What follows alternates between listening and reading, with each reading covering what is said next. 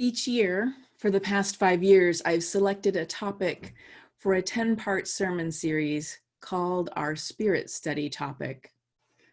This year's topic has been Cultivating Resiliency in an Age of Overwhelm. And when we started last September, I thought the things we were overwhelmed by were political news and social media and things like that.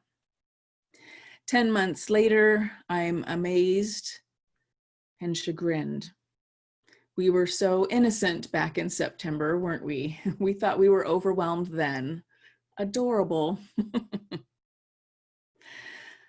Living through a pandemic, we are learning, changes everything. It seemed overwhelming at the beginning as we were suddenly required to stay home and change how we do everything. And now, as things are starting to open up, we're finding a new level of stress and anxiety because now we have choices, and those choices are stressful. How much risk are you willing to take for a haircut?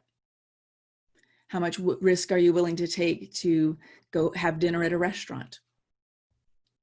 We may have disagreements with our family and friends about what's safe and what's not, what we want to do and what we refuse to do. It turns out staying at home may have been the easy part for many of us anyway. And now, suddenly, after years and years of social justice work, the Black Lives Matter movement has somehow both exploded and coalesced. And it's too soon to say how many people have marched, or in how many places, even in how many countries. Too soon to say if the changes that seem possible today will manifest. But suddenly, uprising, revolution, transformation. It has been bizarrely terrible, but also somehow helpful that the police, accused of brutality, have responded with brutality. Anyone who wants to claim that police brutality is isolated or minimal has an increasingly hard time making that argument. Uprising, revolution, transformation. Also within the last week, terrifyingly, Trump seemed poised finally to ask the military to invade our own country and to attack the citizenry. Authoritarianism at last laid bare.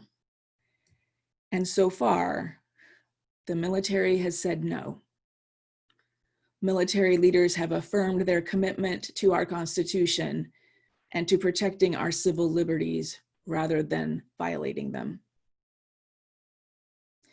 So it was this week, at long last, for me, that I finally realized that what we're living through isn't some temporary unpleasantness that will eventually be over. This is our lives now. Whatever happens in the next election, we will be working to dismantle white supremacy for years, for decades, for the rest of our lives. Trump didn't create white supremacy, he revealed it to those of us who were too privileged to see. There is no going back because the only people who want to go back are racists and Nazis. I was happier when Obama was president because I was ignorant. And that's not okay. And there's no going back to before the pandemic either. We will, I hope, get over COVID-19, but we will always know how dangerous crowds are and how viruses travel, and that wearing a mask is helpful. Will we go back to shaking hands after coronavirus? Will we hold hands while we sing? Time will tell. I've been calling this an age of overwhelm from my privileged position. And what I finally see is that this is actually an age of transformation. We're changing. The world is changing, thank God, finally and at last. That's why we're so tired. Change is exhausting. We are taking in and letting go all of the time. As Reverend Karen Hutt invited us earlier, imagine the creation of a spiritual, human, life-centered, life-giving hope that's rooted in the reality of the world we have now, not the one we dream of.